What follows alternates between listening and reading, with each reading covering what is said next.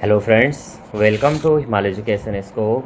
Friends, आज हम यहाँ पे अध्ययन करेंगे उत्तराखंड का इतिहास और उत्तराखंड के इतिहास से संबंधित अध्ययन करेंगे चंद राजवंश। इससे पहले मैंने जो है उत्तराखंड के इतिहास के यहाँ पे 10 पार्ट अपलोड कर रखे हैं। अगर आपने नहीं देखा है तो प्लेलिस्ट बनी हुई है, वहाँ से आप देख सकते हैं।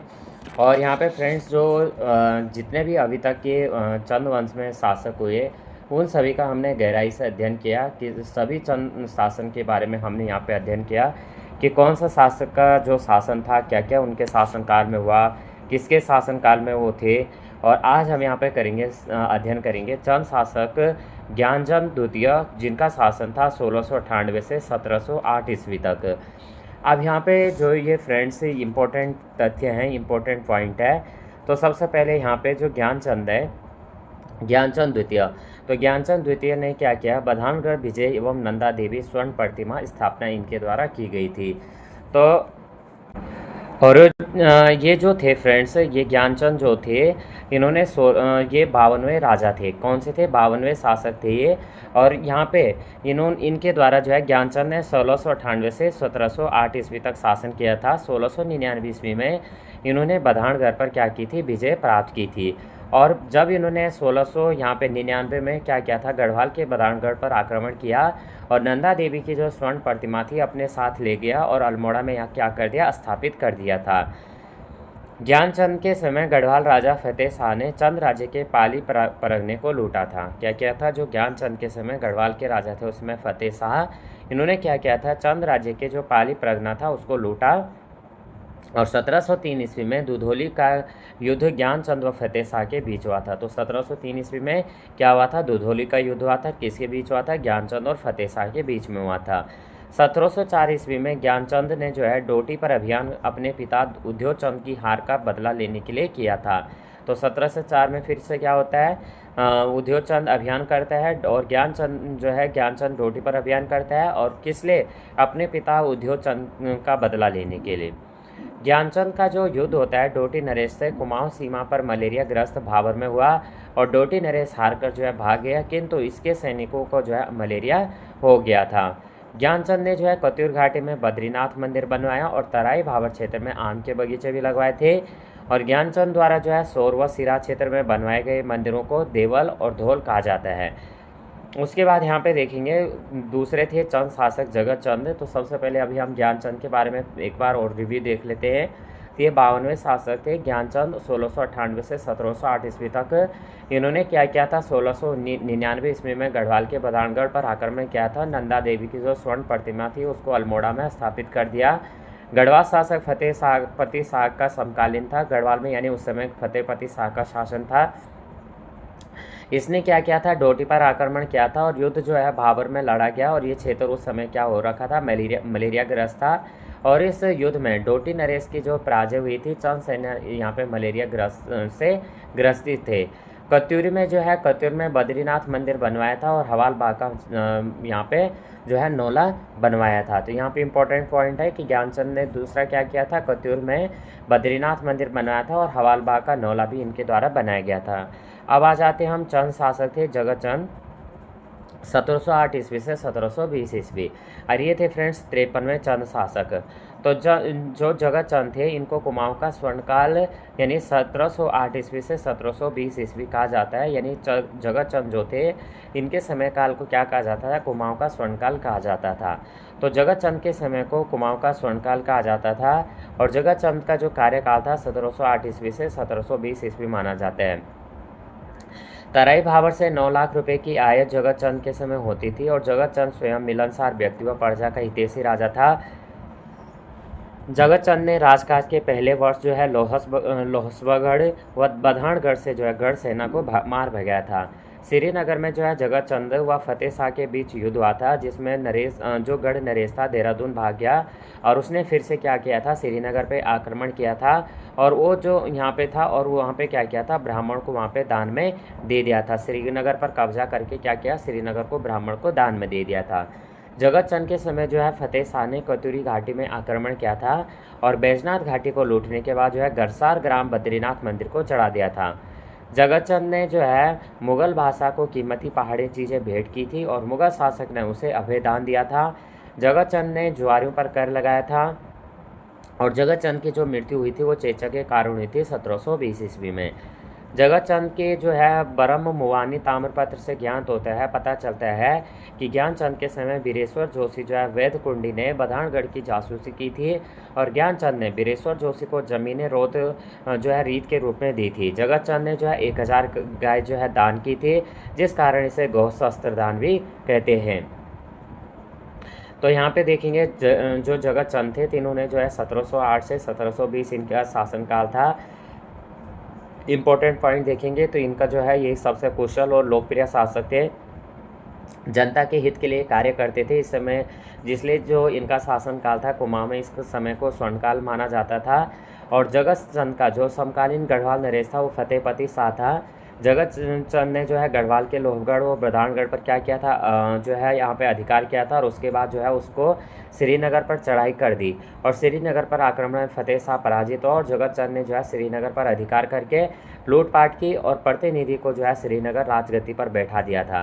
कुछ समय बाद क्या होता है कि फतेह साहब ने जो है पुनः यहाँ पे श्रीनगर पर अधिकार किया, अपना राज्य प्राप्त किया और जगत चंद ने जो है मुगल बहादुर शाह से क्या की थी, भेंट भी की थी। और जगत चंद की जो मृत्यु हुई थी वो किसके कारण हुई थी, चेचक के कारण हुई थी। जुए पर यहाँ पे जो कर लगाने वाला पहला जो शासक था वो था आपका जगत चंद और इनसे संबंधित पुस्तक है जगत चंद्रिका पद्मदेव। तो ये इंपॉर्टेंट पॉइंट थे इससे संबंधित, इसको आप नोट डाउन कर सकते हैं।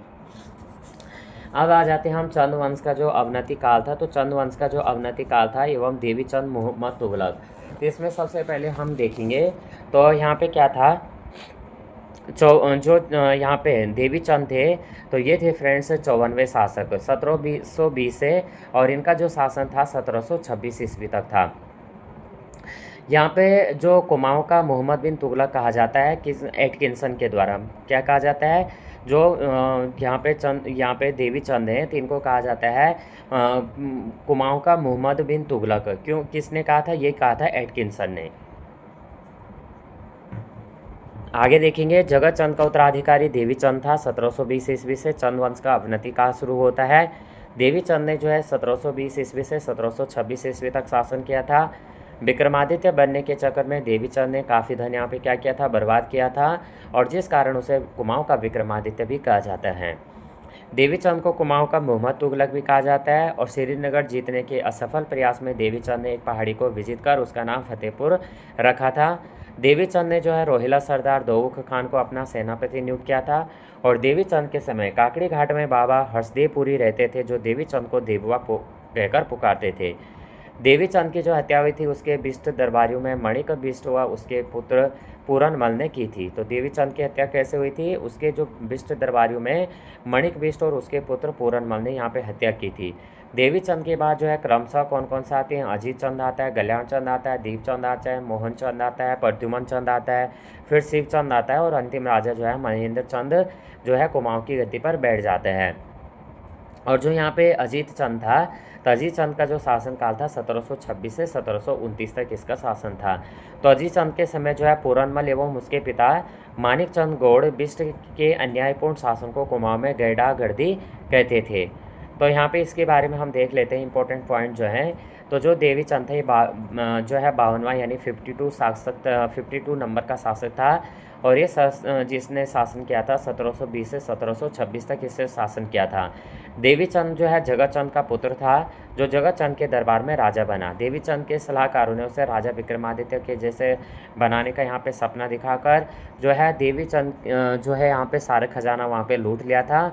और रुद्रचंद को कुमाऊं का राजा विक्रमादित्य भी कहा जाता है, ये कहा था बद्रीदत्त पांडे के अनुसार। इतिहासकारों ने जो है देवी चंद को कुमाऊं के मोहम्मद बिन तुगलक की संज्ञा भी दी थी और देवी चंद ने रोहिला सरदार दाऊद खान को अपना सेनापति यहाँ पे नियुक्त किया था। जो यहाँ पे 55वें राजा बनते हैं अजीत चंद बनते हैं 1726 से 1729 ईस्वी यानी 3 साल इन्होंने भी शासन किया था। इसके समय जो है माणिक मान और गैड़ा व पूरनमल के द्वारा राज्य प्रशासन चलाया गया और अजीत चंद के शासनकाल को गैडागर्दी का काल भी कहा जाता है। अब आ जाते हैं हम यहाँ पे आएंगे तो अगले थे चंद शासक थे कल्याण चंद चतुर्थ। कौन थे, कल्याण चंद चतुर्थ थे और ये 1730 ईस्वी से 1747 ईस्वी तक इनका शासन था। तो सबसे पहले इनके बारे में देखेंगे, ये थे आपके 56वें नंबर के राजा। तो कल्याण चंद चतुर्थ इनके जो है यहाँ पे रोहिला आक्रमण होता है जो है चौमहला महल। तो सबसे पहले कल्याण चंद का कार्यकाल जो है 1730 ईस्वी से 1747 ईस्वी तक रहा। राजा बनने से पूर्व कल्याण चंद जो है डोटी में कल्याण सिंह के नाम से मजदूरी करता था और ये क्या था, अनपढ़ राजा था। कौन, कल्याण चंद चतुर्थ। कल्याण चंद चतुर्थ के समय जो है 1743 से और 1745 ईस्वी को कुमाऊं पर रोहिलों का आक्रमण हुआ था। कब हुआ था रोहिलों का आक्रमण? कल्याण चंद चतुर्थ के समय 1743 से 1745 ईस्वी को कुमाऊं पर।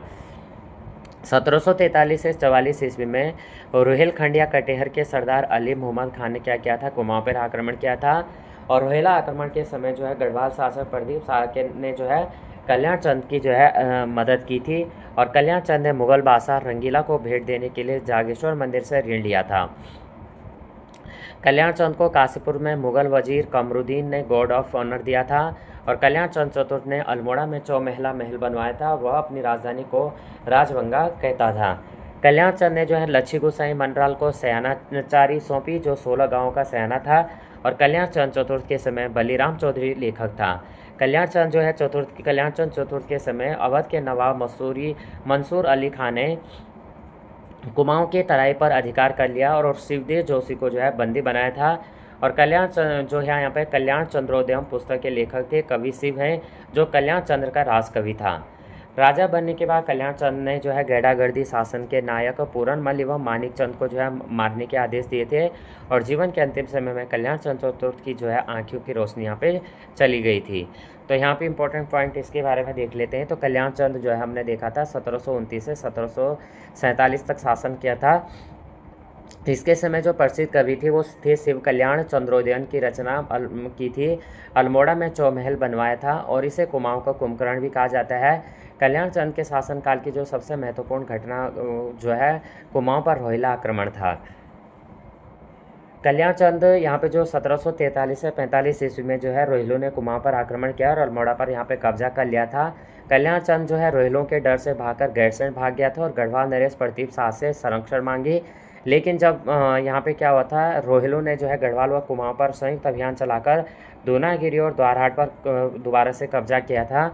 और गढ़ नरेश को यहाँ पे क्या किया था, श्रीनगर पर अधिकार करने की यहाँ पे चेतावनी दे दी थी। फिर क्या आया यहाँ पे, जो प्रदीप शाह ने कल्याण चंद को जो है 3 लाख रुपए उधार देकर रोहिलों को जो है युद्ध क्षतिपूर्ण के रूप में यहाँ पे दिए और रोहिला से यहाँ पे क्या कर ली, संधि कर ली थी। अब आ जाते हैं हम शिवदत्त जोशी एवं हर्षदीप जोशी का काल। तो ये जो है विशिष्ट व्यक्तित्व और शिवदत्त जोशी कौटिल्य एवं हर्षदीप जोशी किंग मेकर। तो विशिष्ट व्यक्तित्व देखेंगे। सबसे पहले व्यक्तित्व ये है शिवदेव जोशी। तो शिवदेव जोशी जो है कुमाऊं के कौटिल्य के नाम से प्रसिद्ध था। इतिहासकार नित्यानंद मिश्र ने शिवदेव जोशी को कुमाऊं का शिवाजी कहा और शिवदेव जोशी कल्याण चंद चतुर्थ का सेनापति था। शिवदेव जोशी ने रोहिला आक्रमण का जो है डटकर यहाँ पे सामना किया था और शिवदेव जोशी को सम्मान स्वरूप यहाँ पे तराई भाबर का प्रबंधन दिया गया। उसके बाद यहाँ पे जो है कल्याण चंद ने शिवदेव जोशी को यहाँ पे बक्सी की उपाधि भी यहाँ पे दी थी। तो कल्याण चंद ने क्या थी, शिवदेव जोशी को कौन सी उपाधि थी, बक्सी की उपाधि दी थी। शिवदेव जोशी जो है को अल्पवयस्क पुत्र दीपचंद का संरक्षक नियुक्त किया गया और जिस कारण शिवदेव जोशी को जो है कुमाऊं का बैरम खां कहते हैं। तो शिवदेव जोशी को क्या कहा जाता है, अल्पवयस्क पुत्र दीपचंद संरक्षक नियुक्त किया गया, जिस कारण क्या होता है शिवदेव जोशी को कुमाऊं का बैरम खां कहते हैं। उसके बाद आ जाते हैं हर्षदेव जोशी। तो हर्षदेव जोशी को जो है हरकदेव जोशी भी कहते हैं और हर्षदेव जोशी को कुमाऊं का किंग मेकर भी कहा जाता है। डब्ल्यू फ्रेजर व कैप्टन हियर्सन ने जो है हर्षदेव जोशी को कुमाऊं का अलवारिक कहा और हर्षदेव जोशी ने लगभग 8 नरेशों को गद्दी पर बैठाया। राहुल सांकृत्य ने हर्षदेव जोशी को जो है विवाह की संज्ञा भी दी थी। अब आ जाते हैं हम दीपचंद जो है उत्तराधिकारी होता है 1748 से 1790 ईस्वी। तो दीपचंद काल में जो है पानीपत का तीसरा युद्ध भी होता है 1761 में। तो जो दीपचंद था फ्रेंड्स, ये 57वां राजा था 1748 से 1777 ईस्वी में। अलग अलग जगह आपको देखा जाएगा। और दीपचंद का जो संरक्षण था हमने ऊपर भी देखा था, वो कौन था, शिवदत्त जोशी। तो यहाँ पे देखेंगे 1748 ईस्वी में दीपचंद जो है कुमाऊं का शासक बनता है, जिसके समय जो है पानीपत का तीसरा युद्ध होता है 1761 ईस्वी में। और जिस युद्ध में जो है मुगल बादशाह के कहने पर दीपचंद ने जो है मराठों के विरुद्ध क्या किया था, सैन्य टुकड़ी भेजी थी। पानीपत का जब तीसरा युद्ध हुआ था मराठों के खिलाफ, तो 4000 कुमाऊनी सेना जो है सेनापति जो है हरिराम एवं उसके जो उप सेनापति थे बीरबल नेगी, इनके आधिपत्य में क्या हुआ था, सेना यहाँ पे भेजी गई थी। और पानीपत के जो तीसरा युद्ध हुआ था, कुमाऊं सेना जो है यहाँ पे पहाड़ी हथियार के साथ वहाँ पे लड़े थे, और जिसके लिए एटकिंसन लिखते हैं कि पहाड़ी लोगों ने रॉकेट एंड हंट ग्रेनेड पर अपना अच्छा कौशल दिखाया था। पानीपत के युद्ध के समाप्ति के बाद जो है मुगल बादशाह ने कुमाऊं सेनापति से मिलने की इच्छा प्रकट की थी, और लूट के मामले में से मकना, हाथी और जेवरात और अन्य जो बहुपयोगी चीज़ें होते हैं राजा दीपचंद के लिए भेजी थी। दीपचंद जो है बड़े ही मिलनसार और दयालु प्रवृत्ति के व्यक्ति थे, यानी निरपति थे। निरपति का मतलब ये होता है राजा, और उनसे कुछ भी मांगने पर कहना तो जानते ही न थे, जिस कारण उन्होंने क्या किया था, बहुत जो है यहाँ पे जागरे यहाँ पे लोगों को प्रदान की थी।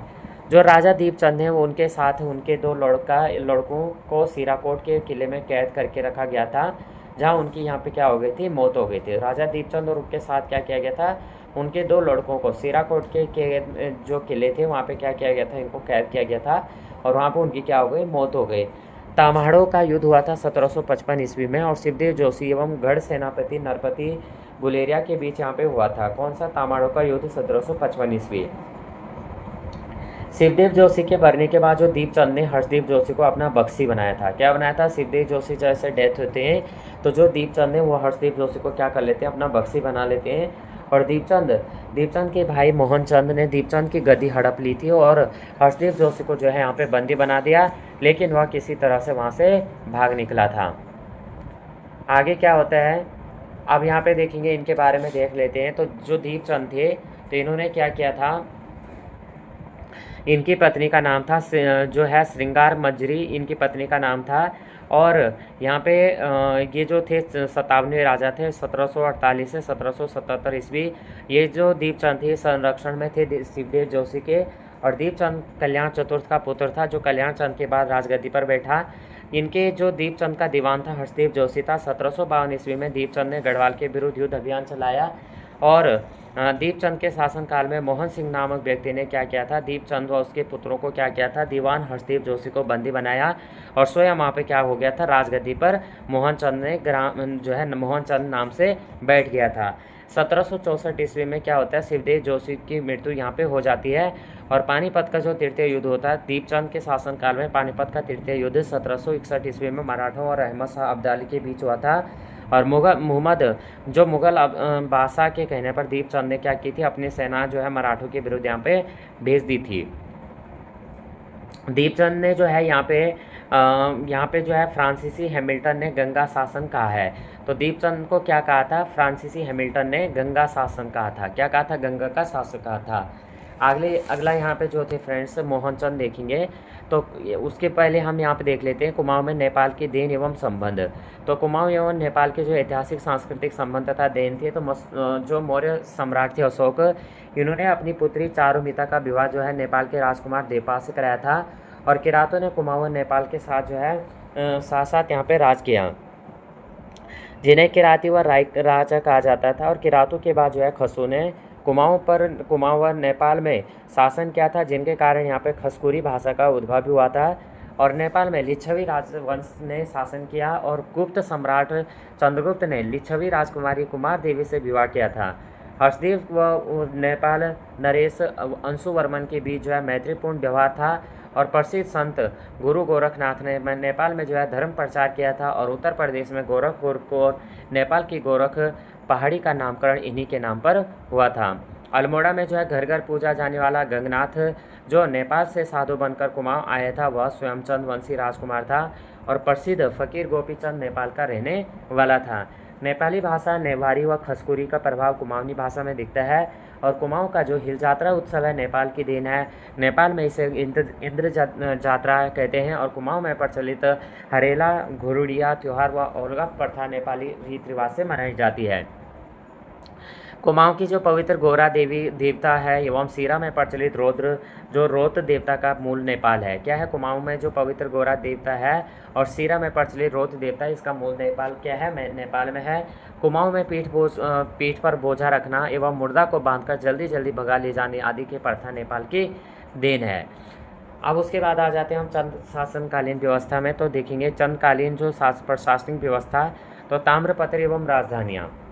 तो इसमें सबसे पहले देख लेते हैं, महमूद गजनवी के आक्रमण के समय सोमचंद जो है कुमाऊँ आया था और चंदू के राजकुमार अपने आप से पहले कुंवर व गोसाई लगाते थे, लेकिन भारतीय चंद के जाख ताम्रपत्र में पर्वत चंद के नाम से पूर्व कुंवर लगा था और रतन चंद के नाम के बाद कुंवर था, अतः रतन चंद जो है छोटा पुत्र हो सकता है। तो चंद राजाओं की उपाधि श्रीराज, धीराज, महाराजा धीराज थी और ताम्रपत्रों के उत्कीर्ण को सुनार या सुधार कहा गया है। ताम्रपत्रों के लेखक जो थे जोशी होते थे और जिसे जोईसी कहा गया है। ज्ञानचंद के गोभाषा ताम्रपत्र में उत्कीर्णक के लिए लिखित इंद्र पदाक्यरेन नाम पर जो है यहाँ पे प्रयोग किया गया है। चंदों के ताम्रपत्र में राजाओं की जो वंशावली नहीं मिलती है, बल्कि कत्यूरी राज के ताम्रपत्र में जो है राजाओं की वंशावली यहाँ पे मिलती है। केवल एकमात्र चंद राजा जगत चंद जिसके बरम ताम्रपत्र में उसके पिता का नाम मिलता है, और चंदों की जो प्रारंभिक राजधानी चंपावती जो काली व चंपावती नदी के तट पर यहाँ पे थी। जो चंदों की दूसरी राजधानी अल्मोड़ा आलमनगर में कोशी नदी के तट पर थी, और चंद शासन में राजधानी जो है के लिए बुंग या राजपुर जो है राजधानी शब्द का यहाँ पे प्रयोग मिलता है। उसके बाद चंद काल में गोला बारूद रखने वाले स्थान को सैलखनिया कहा जाता था, और चंद काल में गाय बैल रखने वाले स्थान को ठाट, जबकि मांस के प्रयोग होने वाले जानवरों जैसे बकरी भेड़ आदि रखने वाले स्थान को सीकर कहते थे। इम्पोर्टेंट पॉइंट है।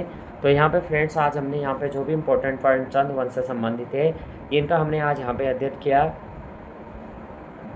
और इसके बाद जो है चंद शासक से संबंधित फ्रेंड्स यहाँ पे एक जो इसी तरह की नेक्स्ट वीडियो में लेके आऊँगा, क्योंकि ये लास्ट, उसके बाद जो है लास्ट पार्ट रहेगा। और देन उसके बाद हम इसके जितना भी हमने अभी तक चार पार्ट अभी तक चंद वंश के कर दिए, पाँचवा पार्ट करेंगे। टोटल जितने 5 पार्ट हमने पढ़े सभी के क्या लेके आऊँगा, MCQ लेके आऊँगा, और उसके बेस MCQ आपके जो है MCQ बेस पे आप अपनी तैयारी को और भी अच्छे से कर सकते हैं। तो आपने जिसने भी यहाँ पे ये क्लास नहीं देखी है, नेक्स्ट में संडे को उसको जो है MCQ लेके आऊँगा। तो प्लीज़ आप अपना यहाँ पे जितना भी चंद वंश को मैंने यहाँ पे कराया है हर एक पार्ट को अपना तैयार कीजिए, और उस दिन अपना यहाँ पे संडे को आप क्या दे सकते हैं, अपने यहाँ पे टेस्ट भी दे सकते हैं। तो ये वीडियो हेल्पफुल लगे हो तो प्लीज़ वीडियो को लाइक शेयर और सब्सक्राइब करना। जय हिंद, जय भारत।